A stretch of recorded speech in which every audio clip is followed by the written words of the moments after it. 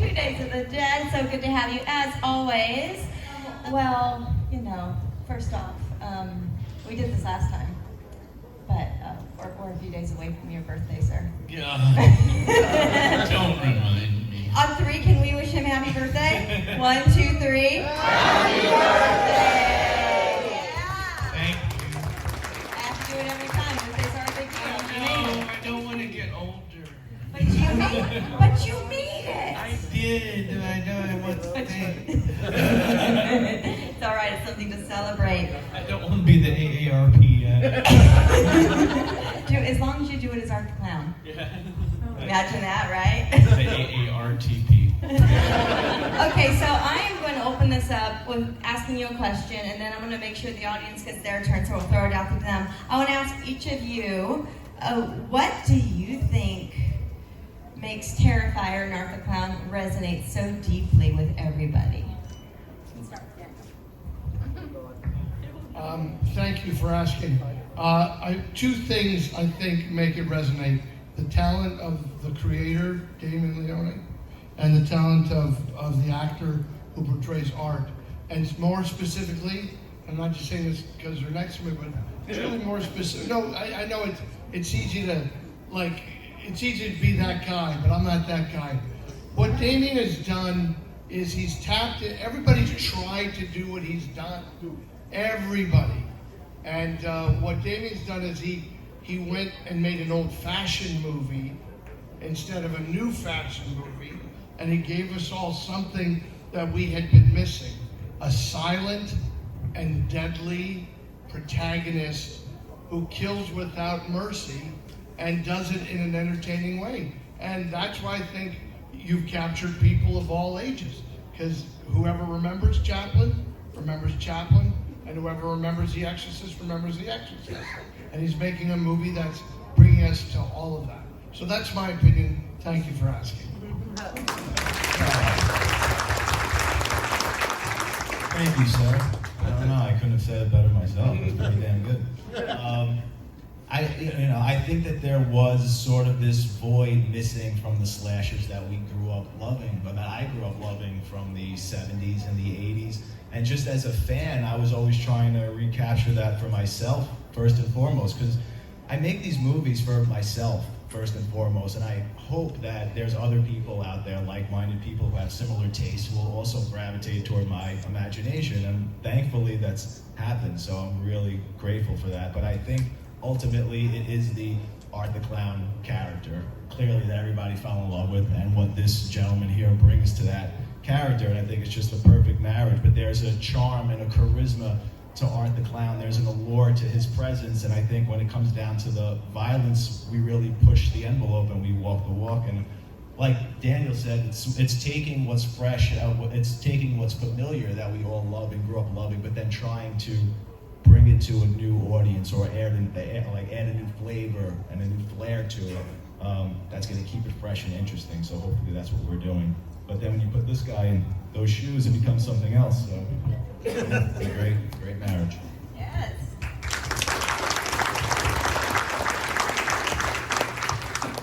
I think it's also just the fun factor behind it all. It's just like we are making the type of movie that we have always wanted to see, that we grew up watching, and we wanted to bring it back to what we enjoyed. And we have fun making these movies, and I think that translates to the screen. You can tell when you watch other movies when they're having fun making it. There's a certain energy that's behind those type of films, and electricity too. Yeah, shocking. But so yeah, I think it's just the fun factor with the characters in this. It's not just Art. It's like Vicky's a fun character. Cian is an awesome, protagonist. It's all those combined is made for a fun film for everybody to watch. Awesome. Yes. Little pale girl's not so little anymore. You're all grown up. Look at you. So what do you think makes Art the Clown, the character, little pale girl who is an extension of him, resonate so deeply with? I think it's just the silence of both of them and the facial expressions, because it's the silence, it's a different creep factor, when you have a character that doesn't speak, because, I mean, most horror movies aren't like that, and the little pale girl, like, the fact that she just makes facial expressions and tilts her head in waves, I think that's just original, and same thing with art. It's just original, and it's not like anything else that's been done. And I think it was also just like all the hard work that was put into it, because I was 11 when I booked the role, and I cannot tell you how much hard work everybody put into it, on set, everything like that, flying up to New York and back to my hometown. Like, it was just so much work put into it. I think you can definitely see that in the movie, and I think that's what makes it special. Tell me, as a, you play it amazing, like you said, the facial expressions and the mannerisms. Did you get coaching from this guy? on how to, like, be the same but different? Yeah. I watched him from the side a lot. Yeah, the first day I got there, I was watching him before my first scene, and I was just kind of studying him, seeing what he did, stuff like that, and then I just took it and made it my own. So, yeah. Amazing. Thank you. Yeah, I just want to echo what Daniel said. I think it really starts from the top, and Damien's an amazing creator. He's also a lover of film and of horror, and I think when someone makes something with love, it really translates. And it's definitely translated to me. I've fallen in love with the genre in these films, and then combined with David, and then all like Amelie was saying, all the really talented individuals, the cast, the crew. We're also all in love. We're artists, and we believe in his vision so much. And then combined with a fan base that is so in love also with horror, and us coming together, and then seeing that over the years build and build and build, and now the whole world is, privy to that. It's been a really, really beautiful, magnificent thing. So it's just something that's so unique and special, and I've never seen or been a part of anything like that. So yeah. Well, yes, absolutely. Good. Welcome to the family. Oh, thank you. I'm still around. So, for me, I think, we live in a crazy world. Everybody's busy. Everybody's got a lot of stuff going on. And every now and then we want to check out and have some fun. And so, I think what works is that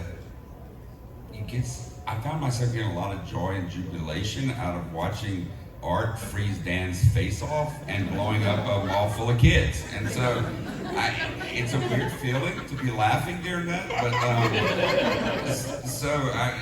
I just think it works. It's fun. And so, my kids are afraid of me now, but so I think that's what resonates with people. People want to have fun and get a moment where they can check out and just enjoy something. And I think it really brought that to everyone. I just realized something. We have a sandwich here. We do. We really do. A sandwich.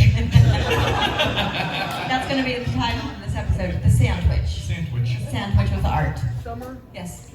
I've got a crazy question. When kid actors get cast in things, generally they go and I had a scene with a horse, or we were 3 kids and we were, breaking into the witch's house. When you went home to North Carolina, what did you tell your friends you did on the set? Was the laundromat the first scene? Oh, was it? The possum scene. The possum. I just thought, how do you describe that to your 11-year-old friend? Well, it was like a circus, only nothing like a circus. I would send selfies to them on set with my makeup on and everything, and my best friend to this day still has them, and she'll send them to me all the time. Back in 5th grade, and now I'm in 10th grade, and I would send selfies of me in costume and everything, and yeah, she still has them, and we laugh about them to this day. And her audition was just to make freaky, creepy faces in a mirror. That was it. I don't think she had any idea what the role was. And that was it. I had a big black wig on, and I had a rainbow lollipop that was like the size of my face, and I was holding it up, and I was looking in a mirror, and I was just like making creepy faces. She makes some good creepy faces. She'll do it. Well, it worked, and it showed she knew how to work with props. Yeah, exactly. Right? Molly props. Audience questions. Who's got them? Right there. Or yeah, in the middle back. Yeah. I'll try to project. Sorry. So we know that this has now an expiration date. That the end is going to be coming up with the final opus that you're going to be making, and it's really a question for everyone to answer. Looking back at the last 9 years, sometimes a person's perspective on that experience can change over time, and I just wondered, coming up now that it's going to be the final movie for part 4, what takeaways do you have from your experiences? Is there something that you learned about yourself that you didn't know 9 years ago, or felt differently about the industry, or any kind of takeaway that you'll never forget from this experience? Because I think a lot of us have our own takeaways from the past 9 years. So what has resonated with you in being a part of this for 9 years now? That's a wonderful question. I have to say, movies aside, because I've been making these for so long and maturing, hopefully, as a filmmaker, as a writer, in front of everybody's eyes in a very vulnerable way. You've seen my worst work, from the time I was in my early 20s, making my first short films with this character, to hopefully getting better to where I am now. So I've learned so much. But the biggest takeaway is how important these movies are, especially how important they are to so many of you. And the stories that a lot of you tell us at these tables are some of the most personal, vulnerable, beautiful stories, and nothing bothers me more than when people just trivialize these films and say they're nothing but torture porn, and you have to be crazy to like and enjoy these movies, and we all know that couldn't be further from the truth. So hearing these stories and hearing how amazing and how helpful they've been to a lot of you, and how beautiful you find the characters, and how maybe some courage you find in a character like Sienna, that's the most amazing thing to me and the most beautiful thing, and it makes me really enjoy what I do for a living and want to just keep delivering something so special to you guys. So thank you so much. It really means a lot to us when we hear that.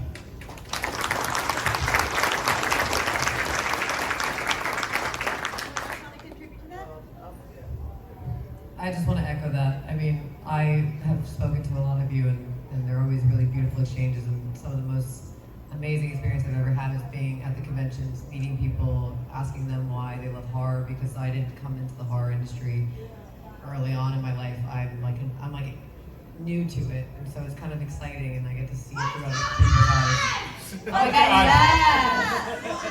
I can't say my voice. Fuck that girl! Perfect. Love you guys. I wish they were asking something trivial about my response. I'm getting really deep now. But yeah, it's been a really beautiful experience for me. I'm completely opened up to a genre that is magnificent, and for all the reasons we've described, because it's fun, because it's an escape, but also what Damien's saying is that we find a piece of ourselves in these characters, and it makes the day better. And yeah, meeting all of you and these past 10 years has changed my life. So.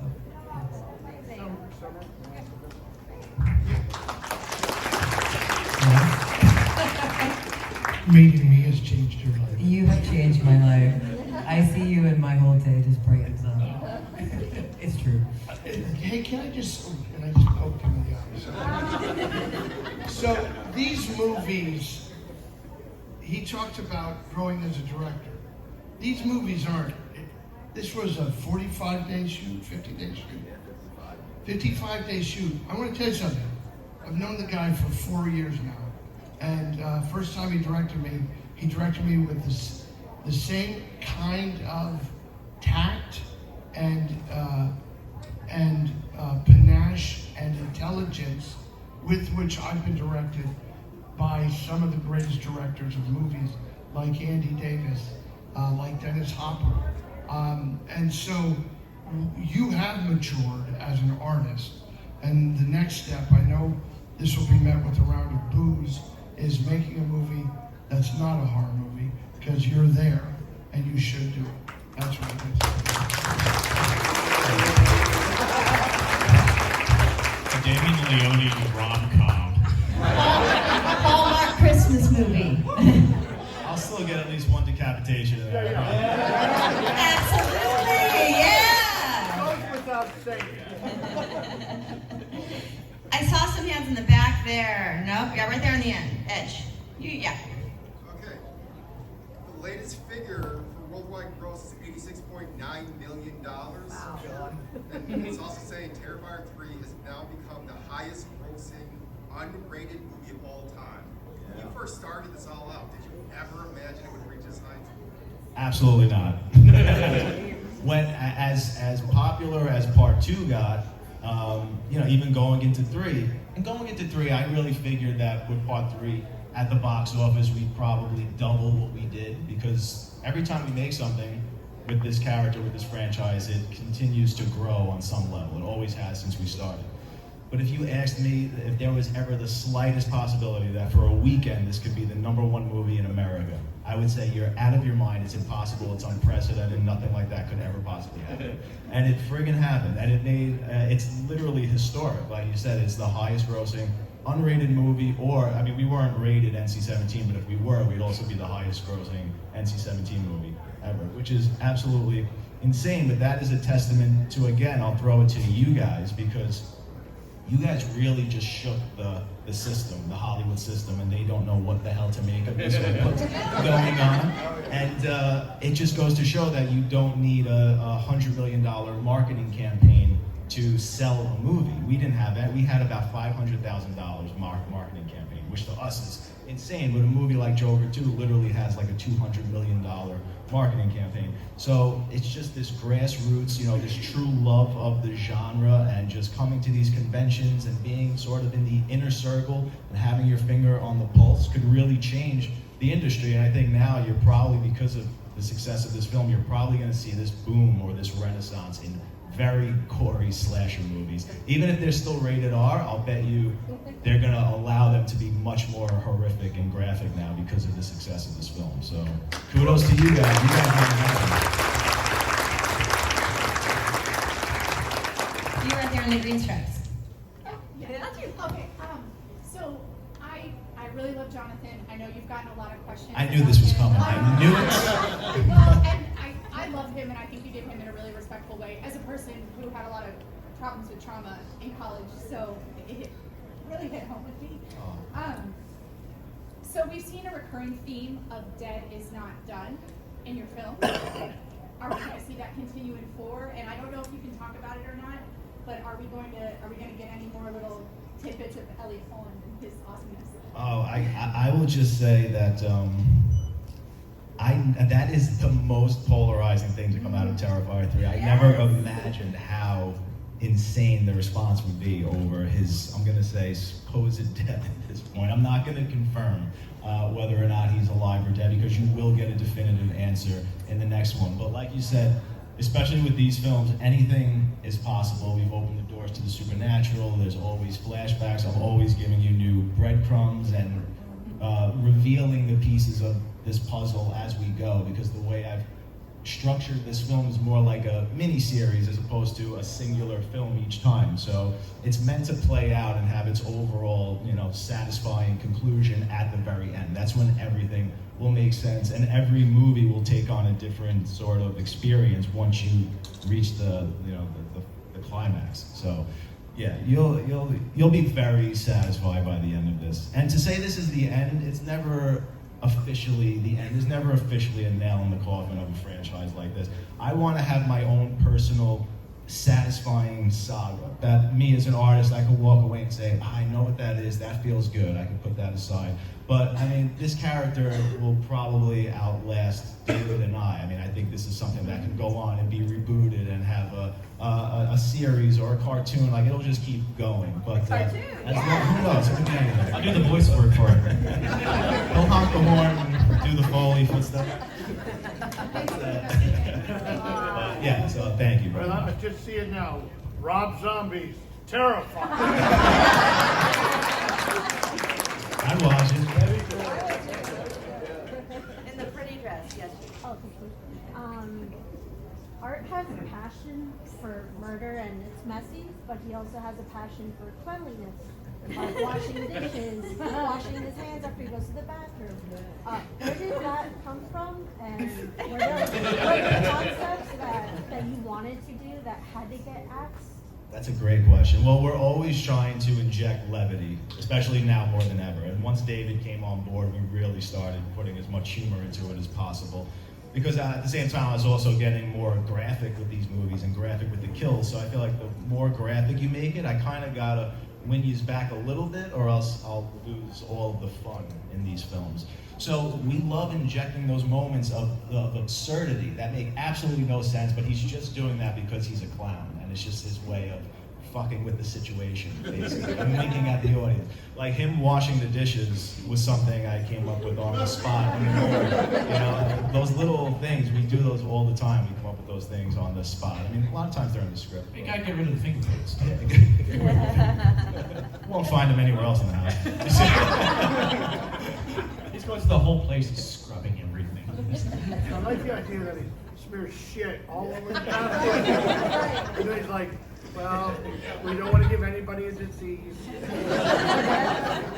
And also, real quick, it's trying to find those little mundane, everyday things that we love having him do that you would never see another killer do, which separates him again, like having him take a glass of water or go to the bathroom. It's something you would never see Freddy or Michael Myers do. So any little thing that we could do to make him more unique, we try and do, and we try and pull as much humanity out of the character as possible.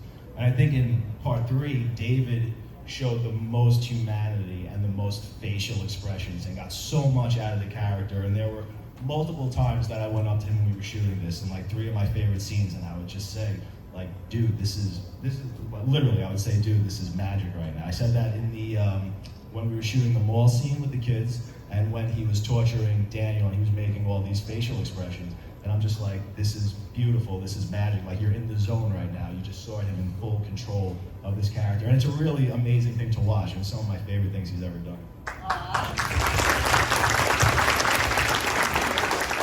Orange shirt. After Michael Giovanni left Art, how did you find David? Oh, we had, so after Mike Gianelli, the original Art the Clown, recast the role. We just held an open audition in the city for actors to come in to play this silent killer clown.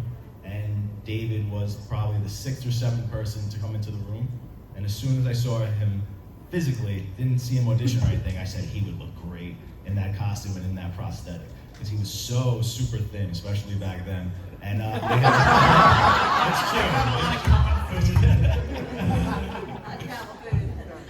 but seriously, that's what I was specifically looking for when I recast the role, because the sculpture of Art the Clown was always very gaunt, like a zombie. I specifically gave him these cheekbones and the sunken in eye sockets and everything, and I said, ooh, it's gonna look like something I haven't seen yet, and I know that's gonna look amazing for this character. And then gave him very simple direction. He didn't even know what he was doing. He didn't have sides. And I said, you know, you're a killer clown, and I just need to see you decapitating somebody and doing it very gleefully. You're having a great time. And then you could see the audition. It's on my Instagram. It's online. And he just flips the switch instantly and gives just the most amazing Art the Clown theatrical performance. And it was me and Phil Falcone, just the 2 of us in the room, my partner. And we're just laughing and nudging each other, and we just got lost in the audition, and we knew he was going to be great. And as soon as he left, I turned to Phil and I said, what else are we looking for? I was like, that's everything I want. He looks great. The performance was above and beyond. I wasn't even looking for that much theatricality. So I said, let's just end this, basically. I said, let's call that guy back, have him come back to the apartment, we'll throw the prosthetic and the costume on, and then we'll film him doing it in costume, and that's what we did. So there was never a runner-up. As soon as David came in, I knew that this was the guy. So I was the 9th guy in the line. David, when we talked in that room. You stole the part from Daniel. Oh my God. I did have a final audition though, and it was my final test. They had just ordered pizza, and I was in the full costume and makeup, and they're like, okay, this is your final audition, go answer the doors, Art. Eat the pizza without getting any on the prosthetic. Yeah. I still failed that. Yeah, that's real. That pizza guy had no idea what he was. It was funny. I just like give him the money. He was like, "What the hell?" Middle nowhere, Staten Island, just like in the middle of the daytime. He's like, "What the hell?" It was fun. So I'm a high school teacher, and I only teach freshmen. And like in the couple of weeks leading up to the release of Part 3, I just keep hearing all these kids like, oh, like, Terrifier 3, Terrifier 3, and I was like, these kids either have really cool parents or like they're sneaky like I was, you know? So when I finally did go see it, you know, the day before I was like, oh yeah, I'm going to see it tonight. You know, I told some of the kids that I had heard talking about it, oh, you gotta tell us about it. So I went back on Monday and the kids were like, well, how was it? And I was like, well, I can't officially tell you to go see it since I'm your teacher, but it was awesome. You should go see it. So I'm sorry if any of the parents are disturbed. And if you're, you know, Where were these kinds of administrator teachers when I was in high somewhere. school? So, but my question is, like, you know, obviously, as we see in Part 3, you're definitely cool with killing off kids in the movie, which I, you know, the mom was that was fantastic. But I was wondering, how do you feel about like 14-year-old kids being able to see your movie? Like, because technically, I guess they're not really supposed to be in the theater watching it, right?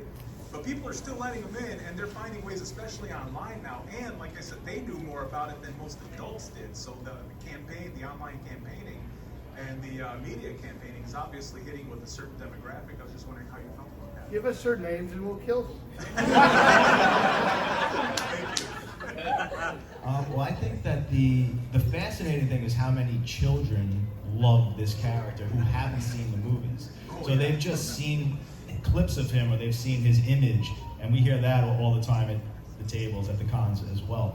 And he's so popular now on social media, so they see memes and they see TikTok videos and all these things. So he has this whole other presence, this social media presence, and they're not really familiar with the films yet. So of course, I don't recommend that children see these movies.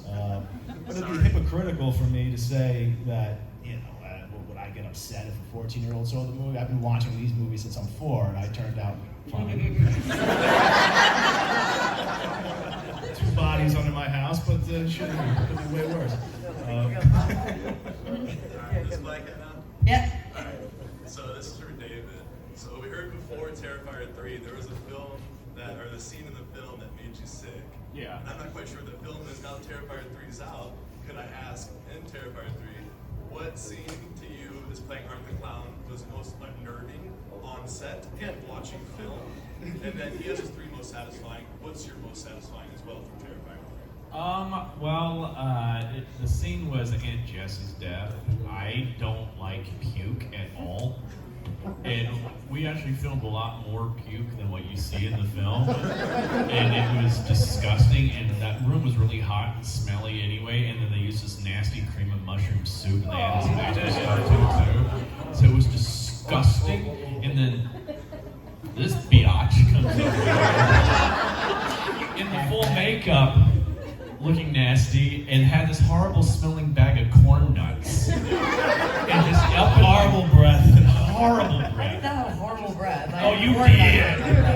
It smelled like someone crawled in your mouth and died. And you're I'm like, pretty sure that's not what corn nuts smell like. oh, they do.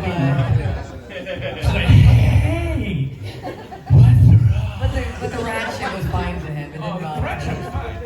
But no, I'm like, please, can we send my because one of our Fuzz and Lens guys, Steve Delacello, sometimes fills in for me when I'm in makeup and stuff, like be my arm or something like that, so I can keep filming things. I'm like, can Steve just be my arm? Like, no, dude, your face is in the shot. I'm like, why? So I'm just on the side, just, and there's a whole scene where like the vomit, like the projectile vomited out of that tube and hit this thing on the wall, like that they had a little sheet up for it, but it was like, that was just, I was just like, this is bad, and I just know that they were just doing this to torture me. You don't see my face in the shot at all in the movie during that. I'm like, this is not fair. I have some footage of this moment. Oh yeah, it's all on tape. I will release. It is all on tape. Oh, It's wow. there. This is real. But my most satisfying kill though, to me, my favorite one was Santa's death. That one, I just love that kill scene. And we were actually going to take it a little bit further than what you see in the film. We just ran out of time because we wanted to go to that whole snowman motif. And we had this whole thing where Art was going to also take 2 pieces of coal, light them on fire, and shove them into his eyes. And it was like, but we just ran out of time. I know. But we still got the carrot, and I just love that scene.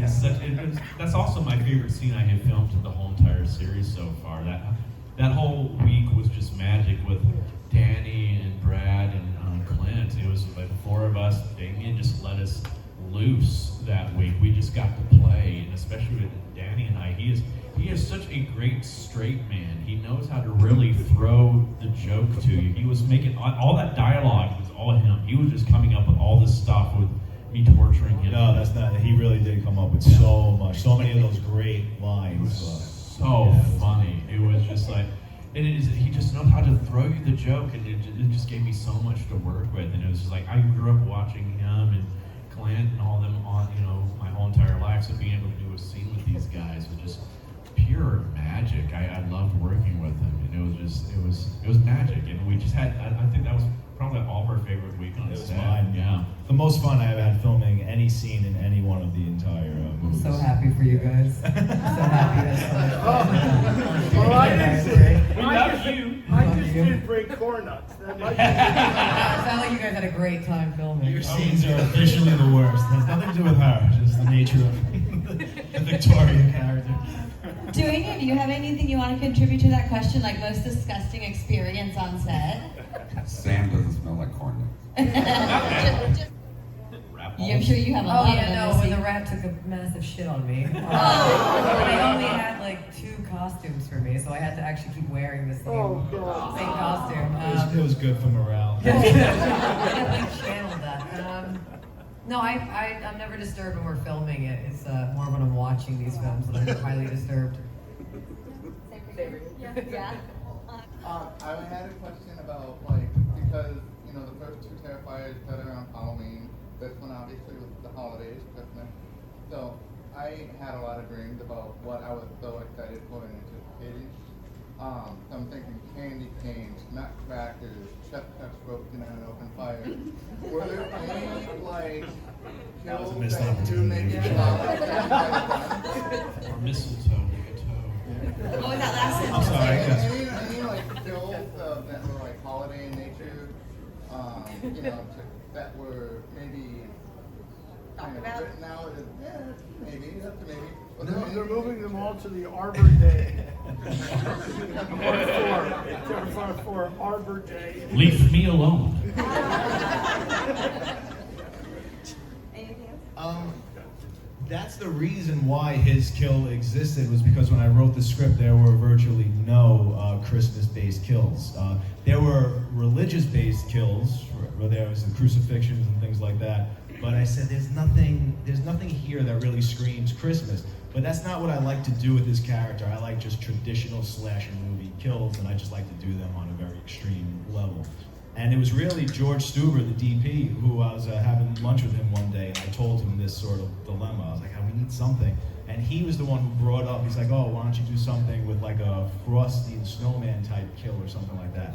And then I was like, and then I thought of the torch from part 2, and I was like, what if we go in the opposite direction? I give him a frost gun instead of a torch, and then he could freeze somebody.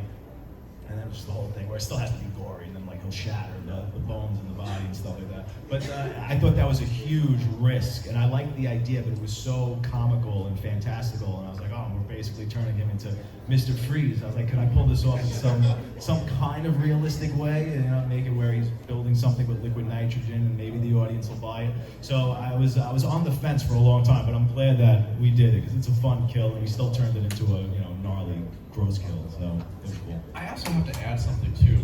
Damien came up with 2 of my favorite things, almost in the spur of the moment on set too. And I think there's 2 moments that really resonate with the audiences as well, and I think they're hilarious. The one is the blood angel.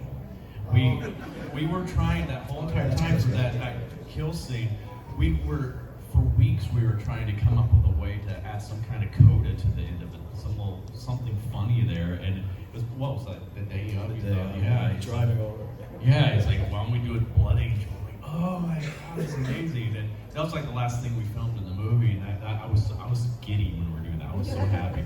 But the other one is people comment all the time on this, is Sienna getting slapped. That was pure. He was like, we're in the mud. It's like, he's like, there's we need some levity here or something like that. It's like, why not every time you go by her, just slap her in the back of the head? It's like literal slapstick comedy. I was like, oh my God, Lauren. I'm like, Lauren, are you okay? She's like, okay, Dave. Lauren also got hit like Yeah. over 30 plus times. Yeah, I was like, I am We so see it 3 sorry. times. Giving her a concussion. Oh over yeah. there. And one time I whacked the back of the chair like, motherfucker. Like I deserve that. But yeah, we do that all the time when we come up with stuff on the spot, like with props, and he's smelling the foot. I mean, that's all him when he, picks it up and then toss it over the goal. But we never know. Like, there's things we'll do. We're like, oh, the audience is really gonna like this and gravitate toward this, and it's just dead. It doesn't go anywhere. And then there's things like the slap. We thought it was funny, but we didn't think it would be memes and everybody would be talking about it. So yeah, you never know. All right, everyone, give it up.